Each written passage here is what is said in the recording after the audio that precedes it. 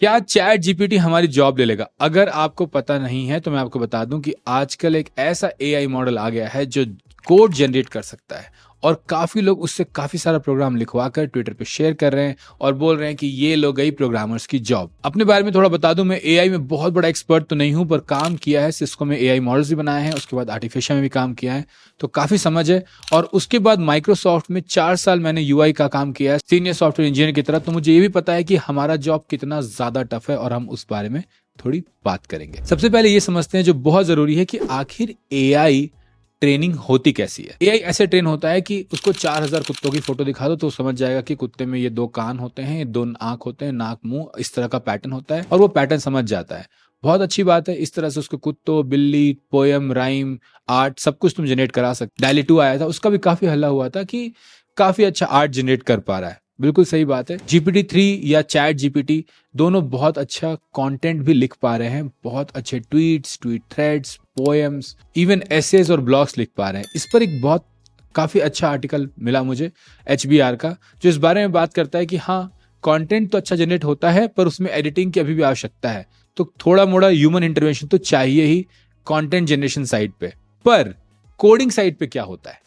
देखो, मैं ये नहीं कहता कि एआई कोड नहीं कर पाएगा, मुझे लगता है एआई आपको कोड करने में काफी हेल्प करेगा, लेकिन 2 तरह के कोड होंगे यहाँ पे।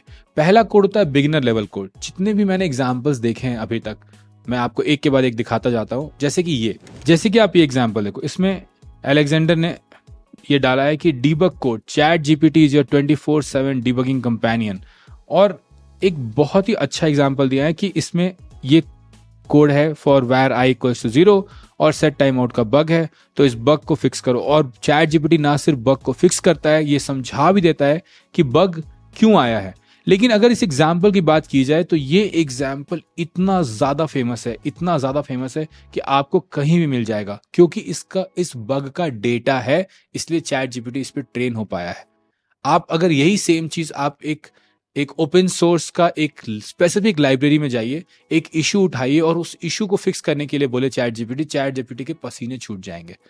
इसके अलावा मैं आपको एक और एग्जांपल दिखाता हूं। ये गेब ने ये दूसरा एग्जांपल डाला है कि चैट जीपीटी कैसे इंटरव्यू के क्वेश्चन सॉल्व कर दे रहा है। इंटरव्यू के क्वेश्चंस भी कैसे कि टेल विंड में हमें 3 कॉलम बना के दो और सेंटर करो लोगो। ये इतना ही बेसिक एग्जांपल क्वेश्चन है कि आप ये एक बिगिनर से पूछते हो, और बिगिनर से भी आप इस तरह की लाइब्रेरी वाले क्वेश्चंस नहीं पूछते हो।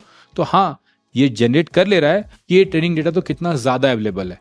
इसके अलावा एक और एग्जांपल दिखाता हूं मैं आपको। तीसरा एग्जांपल ये देखिए आप, इसमें ये कहते हैं कि इन्होंने Next.js में एक एपीआई बनाने बोला और चैट जीपीटी ने वो एपीआई जनरेट कर दिया। ये मुझे काफी इंप्रेसिव लगा, बट फिर मैंने थोड़ा सा सर्च किया तो मुझे ये तुरंत ही मिल गया ये कोड ऑनलाइन।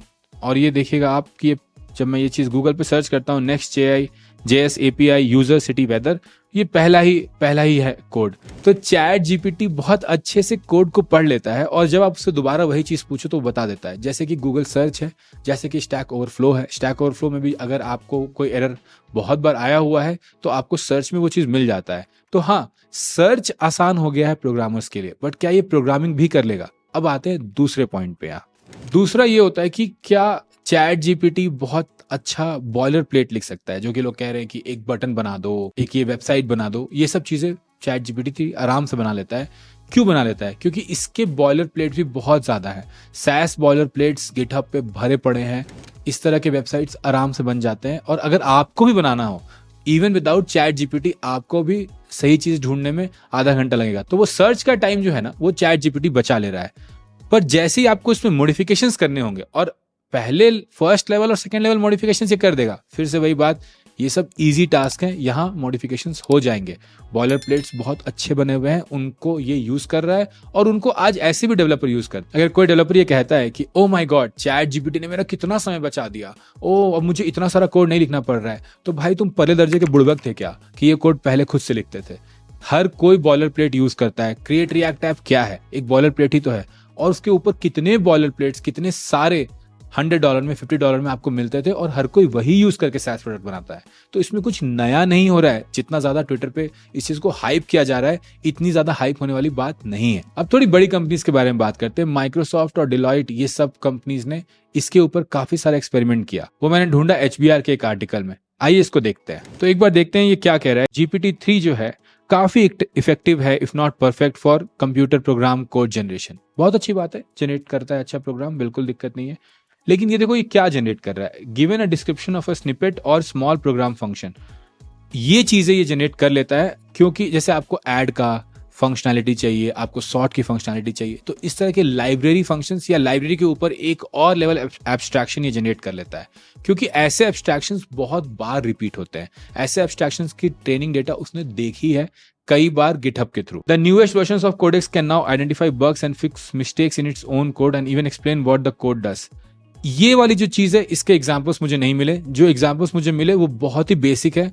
क्योंकि उस तरह के कोड और कोड डीबग एग्जांपल्स इंटरनेट पे भरे पड़े हैं, स्टैक ओवरफ्लो पे भरे पड़े हैं, तो वहां से अपना बग फिक्स करना आसान हो जाता है। अगेन, इस तरह के बग्स फर्स्ट लेवल बग्स होते हैं जो आते हैं, टाइम लगता है, लेकिन आज भी वो चीजें स्टैक ओवरफ्लो से सॉल्व होती हैं। तो कुछ बहुत नया नहीं हुआ है। ऐसा नहीं कि वो कोड रन करके कोड समझ रहा है और उससे अपने आप को खुद से डिबग कर पा रहा है, जिस तरह का आप सोच रहे हैं। माइक्रोसॉफ्ट खुद भी कहता है कि expressed goal is not to eliminate human programmers but to make tools like Codex और Copilot pair programmers with human to improve their speed and effectiveness. Speed बढ़ जाती है, ये सच बात है कि अगर आपका कोड एक बहुत बड़े कोड बेस के अगेंस्ट चेक हो रहा है, तो अगर जो नॉर्मल गलतियां जो रिपीटेशन होती रहती हैं, पेयर प्रोग्रामिंग में यही होता है कि अरे तुमने वहां मिस्टेक कर दिया, तुमने वो छोड़ दिया, तुमने वेरिएबल का नाम गलत लिख दिया, उन चीजों को शायद ये पकड़ पाए और 10-20% इंप्रूवमेंट बिल्कुल आ जाए। इस पर मैं एक और एग्जांपल देना चाहूंगा। मैं तो काफी बड़े बड़े प्रोजेक्ट्स पे काम किया है। हम जब आउटलुक में काम कर रहे थे, हमारे पास कुछ बग्स आते थे, ऐसे बग्स आते थे कि हमें एज अ प्रोग्रामर 3-4 दिन समझने में लगता था कि ये प्रोग्राम में क्या गलती हो रही है, कौन सा स्टेट वेरिएबल सही से नहीं सेट हो रहा है, कहाँ पे प्रॉब्लम्स हो रही है। जब प्रोग्रामर्स को इतने टाइम लग जाते हैं स्पेसिफिक बग्स में, और हम ऐसे बच्चे प्रोग्रामर्स भी नहीं थे, माइक्रोसॉफ्ट में काम करते थे, तो चैट जीपीटी से या GPT-3 से या गिटहब कोपायलट से एक्सपेक्ट करना कि उस लेवल के बग्स जो इतने स्पेसिफिक हैं उनको ये समझकर खुद ब खुद सॉल्व कर देगा, बहुत ही मुश्किल है, बहुत ज्यादा मुश्किल है। और फिर से एक बार बात करते हैं बॉयलर प्लेट वाली बात पे। देखो, बॉयलर प्लेट बनाना बहुत आसान है, क्योंकि दुनिया में कुछ ही तरह की वेबसाइट्स हैं। तुम बोलोगे एक बुकिंग वेबसाइट जनरेट कर दो, वो बुकिंग वेबसाइट जनरेट कर देगा। लेकिन उसके बाद हर कंपनी अलग अलग ढंग से काम करती है, हर कंपनी के अलग अलग फीचर्स होते हैं, हर कंपनी का यूजर एक्सपीरियंस डिफरेंट होना चाहता है और डिफरेंट चीजें ट्राई करना चाहता है, तो वहां पे फीचर्स बहुत डिफरेंट हो जाते हैं। फॉर एग्जाम्पल, तुम एक जीमेल देखो, जीमेल में जब तुम एक ईमेल को सेलेक्ट करते हो तो कितने सारे ऑप्शंस ओपन हो जाते हैं, कितने सारे स्टेट्स चेंज हो जाते हैं, और फिर उन स्टेट से जब तुम खेलते हो तो और स्टेट्स चेंज हो जाते हैं। ये कॉम्प्लेक्स स्टेट ट्री जो लिखना होता है, ये हर जगह एक जैसा नहीं होता। तो ये चीजें GPT-3 या चैट GPT आराम से नहीं कर सकता। मेरी बातें समझो, फर्स्ट लेवल ऑफ कोडिंग और first level of debugging already exist करती हैं स्टैक ओवरफ्लो पे, ट्यूटोरियल्स पे, डॉक्यूमेंटेशंस में, गिटहब में, ओपन सोर्स कोड प्रोजेक्ट्स में, बॉयलर प्लेट्स में, ये फर्स्ट लेवल एग्जिस्ट करती है। तो इन्होंने क्या किया कि उस फर्स्ट लेवल कोड पे, जो कि बहुत सारा है, एक्चुअली में बिगिनर लेवल कोड बहुत सारा है इस दुनिया में, तो उस बहुत सारे कोड पे इन्होंने AI को ट्रेन कर दिया है ना। जैसे 4000 कुत्ते के फोटो दिखा रहे हैं, 10,000 कोड बेसिस दिखा दिए, तो उन चैट GPT को समझ में आ गया कि ओ, मैं समझता है अब ये कि ये क्या हो रहा है। लेकिन जो उसके बाद की कोडिंग है, जिसमें असली पैसे बनते हैं, ये जो फर्स्ट लेवल कोडिंग है ना, ये तो ऐसे भी लाइब्रेरीज में है, ऐसे भी स्टैक ओवरफ्लो पे है, ऐसे भी बॉयलर प्लेट्स में है, और थोड़े $50-100 वाले लोग इसको बेच के कमा के कुछ कर लेते हैं, या बिगिनर प्रोग्रामर्स थोड़े पैसे बना लेते हैं। हाँ, इन चीजों को एलिमिनेट कर देगा चैट GPT। बट जो सेकेंड लेवल कोडिंग है, जहां हाई लेवल डिबगिंग होती है, फीचर्स बनते हैं, डेप्थ में स्टेट चेंजेस होते हैं, बहुत सारी चीजें एक साथ होती हैं, है ना, सिर्फ एक चीज नहीं होती, इन चीजों पे प्रोग्रामर की जरूरत कभी कम नहीं होने वाली। हाँ, ये प्रोग्रामर्स अब इन चैट GPT को यूज करके बेसिक 10%, 20% इफेक्टिवनेस अपना बढ़ा लेंगे। और ये पहले भी हुआ है। पहले जब UI लिखना पड़ता था लोगों को और कॉम्प्लेक्स स्टेट बनाने पड़ते थे, तो बहुत मुश्किल पड़ता था। अब रिएक्ट आया, रिएक्ट के साथ रिएक्ट क्वेरी आई, ऐसे बहुत सारी लाइब्रेरीज आई जिनसे हमारा कोडिंग एफिशिएंसी बढ़ गया। तो चैट GPT या GPT-3 will increase your coding efficiency, it will not eliminate your job. इसका एक और बहुत बड़ा फायदा या घाटा कहो कि अब आपको डेप्थ की और भी ज्यादा जरूरत पड़ जाएगी। अब अगर आप अच्छे से सिस्टम्स को नहीं समझोगे, आप बेहतर डिबगर नहीं होगे, तो एआई आपको रिप्लेस कर सकता है। बट इसकी समस्या तो आपको ऐसे भी कभी नहीं होती थी, क्योंकि मैं हमेशा आपको बोलते रहता था कि डेप्थ पे काम करो, डेप्थ ऑफ स्किल पे काम करो, करियर पे काम करो। तो अगर आप पहले से मेरी बात सुनते आ रहे हो, पहले की वीडियोस देखते आ रहे हो, तो बिल्कुल टेंशन मत लो। आप अपना काम जारी रखो, आप अपना डेप्थ बढ़ाते जाओ। एआई आपका साथी बनेगा, आपको रिप्लेस नहीं करने आ रहा है एआई।